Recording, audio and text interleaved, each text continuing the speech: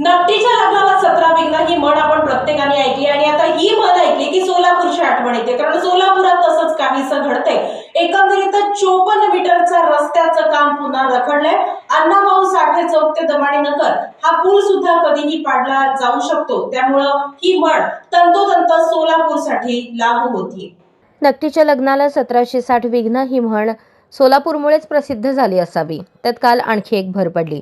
सोलापूर शहरातील वाहतुकीसाठी अत्यंत महत्त्वाचा ठरणारा 54 मीटर रस्ता छत्रपती संभाजी चौक ते CNS हॉस्पिटल हा अंतिम टप्प्यात असताना कोर्टाने अतिक्रमण करून झोपड्या बांधल्या, लोकांच्या बाजूने निकाल दिलाय.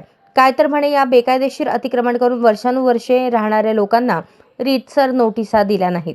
वास्तविक महापालिकेने या बेकायदेशीरपणे राहणाऱ्या लोकांना पर्यायी जागा दिली आहे. सोलापूर विकास मंच हा 54 मीटर रस्ता तयार व्हावा यासाठी गेल्या 3 वर्षांपासून आग्रही आहे. लोकशाहीर अण्णाभाऊ साठे चौकातील रेल्वेवरील उड्डाणपुलाचे आयुष्य संपले आहे. तो पूल पाडून तिथे नवीन पूल बांधायचा आहे.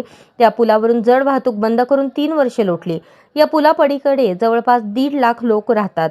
तिथे जर एखादी आगीसारखी दुर्दैवी घटना घडली तर अग्निशमन यंत्रणा पोहोचेपर्यंत सर्व काही जळून गेलेलं असेल. हा पूल पाडल्यानंतर सदरचा 54 मीटर रस्ता अतिशय मोलाचा ठरणार आहे. कोर्टाने मात्र रीतसर नोटिसा बजावल्या नाहीत, अशा तांत्रिक बाबींवर महानगरपालिकेच्या विरोधात निकाल दिला. महापालिकेचे विधी व न्याय विभाग आहे, त्या विभागाचे वकील काय करतात? ही केस लढवण्यासाठी महापालिकेने सोलापुरातील ज्येष्ठ अनुभवी नामांकित वकिलास भली मोठी फी दिली होती. त्यांना सुद्धा साधी नोटीस कशी आणि कधी पाठवायची असते याची माहिती नसेल तर त्यांची नेमणूक कोणत्या आधारावर केली गेली? महापालिकेचे पगारी वकील, केससाठी नेमलेले वकील, बेकायदेशीर अतिक्रमण करून झोपड्या बांधलेल्या लोकांचा वकील हे सर्व याच शहराचे रहिवासी आहेत ना. त्यांना 54 मीटर रस्त्याचे महत्त्व माहीत नसावे का? बरं, यांना महापालिकेने अगदीच काही उघड्यावर टाकलेले नाही. अतिक्रमणधारक असले तरी महानगरपालिकेने त्यांना पर्यायी जागा दिली आहे. आम्ही मात्र नोकरी, उद्योग, व्यवसाय करून इन्कम टॅक्स भरून जागा घेतो, प्रसंगी कर्ज काढतो.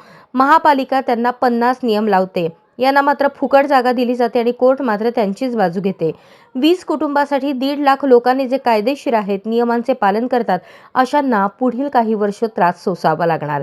महापालिका आयुक्तांनी विधी व न्याय विभागाच्या वकिलांवर कारवाई करावी व केससाठी नेमलेल्या वकिलाकडून संपूर्ण फी वसूल करावी, कारण ती फी शहरात राहणाऱ्या आणि नियम पाळणाऱ्या लोकांनी भरलेल्या टॅक्समधूनच दिली जाते. ज्यांना एक साधी नोटीस कशी द्यावी ही कळत नसेल तर त्यांची फी वसूल केलीच पाहिजे.